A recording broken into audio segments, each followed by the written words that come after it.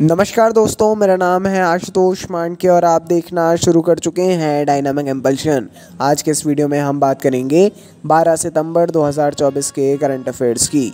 और अब जब आपने वीडियो के थंबनेल पर क्लिक करते हुए वीडियो देखने की शुरुआत कर दी है तो अंत तक ही जुड़े रहिएगा, क्योंकि आप सभी लोग जानते हैं कि ज्ञान को कभी भी अधूरा नहीं छोड़ना चाहिए। इसी बात के साथ हम शुरू कर रहे हैं आज के इस वीडियो को आज की पहली जानकारी के साथ। ठीक है, बगैर किसी कंफ्यूजन के आराम से देखिए वीडियो को, कंसंट्रेटेड रहिए और आप जो है प्लीज़ नोट ज़रूर बनाते चलिए साथ में। जैसे ही कोई डाउट आए लिख लिया, जैसी कोई इंपॉर्टेंट चीज़ है लिख लिया, रफ है ना, एक कागज़ ले लीजिए उस पर, और फिर जो है वीडियो समाप्त होने के बाद आराम से उस टॉपिक को आराम से पढ़िए और फिर करिए। ठीक है, मैं पर्सनली सजेस्ट करूंगा, एक बहुत बढ़िया तरीका है यही करंट अफेयर्स को पढ़ने का। चलिए देखते हैं पहली जानकारी। भारत के विमानन क्षेत्र ने उल्लेखनीय वृद्धि का अनुभव किया है और यह दुनिया के सबसे बड़े और गतिशील बाजारों में से एक बन गया है। भारत का विमानन क्षेत्र जो है सबसे बड़े और सबसे गतिशील बाजारों में से एक बन गया है। एक बहुत गौरव का विषय है।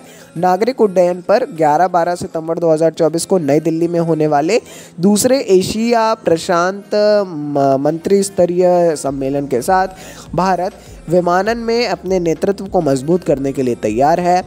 ICO और नागरिक उड्डयन मंत्रालय द्वारा सह आयोजित सम्मेलन विशेष रूप से क्षेत्रीय कनेक्टिविटी में विकास, बुनियादी ढांचे और सहयोग के नए अवसरों की खोज पर ध्यान केंद्रित करेगा।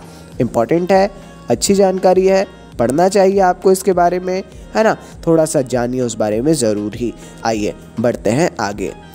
राष्ट्रपति कार्यालय शीतल निवास में आयोजित एक भव्य समारोह में जो है अशोक राज सिंगडेल ने आधिकारिक तौर पर नेपाली सेना के 45वें सेनाध्यक्ष के रूप में शपथ ली।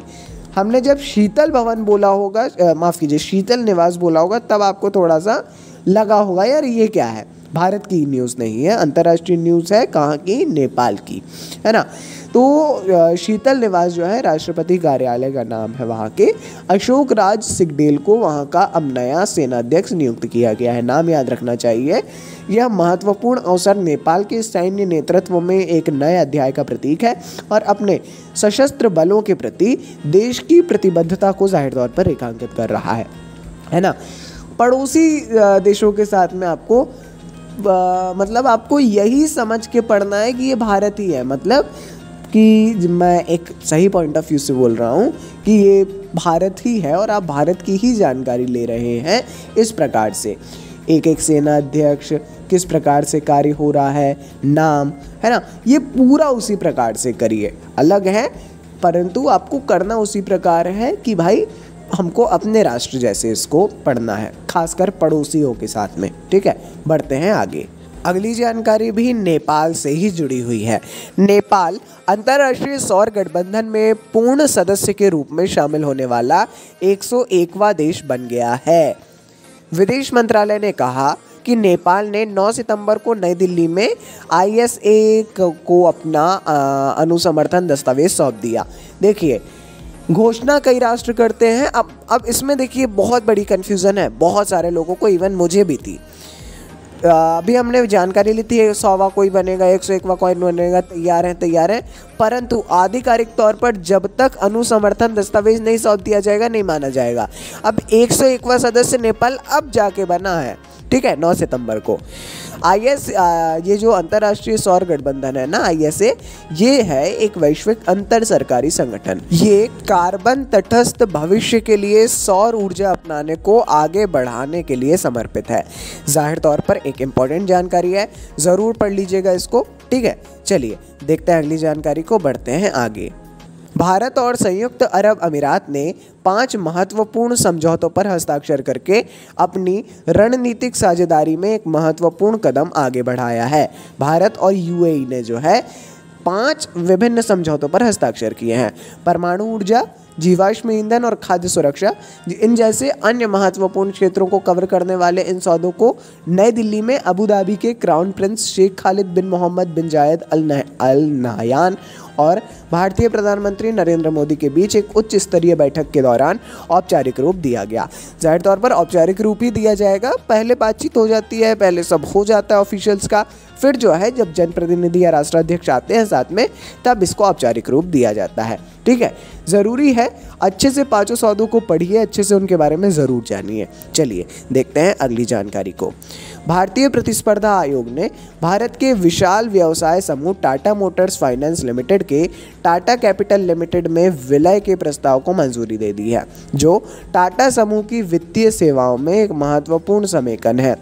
विलय राष्ट्रीय कंपनी कानून न्यायाधिकरण को प्रस्तुत की जाने वाली व्यवस्था योजना के माध्यम से किया जाएगा। ठीक है, भारतीय प्रतिस्पर्धा आयोग CCI, और इसके बारे में तो CCI के बारे में तो पढ़ना ही पढ़ना है।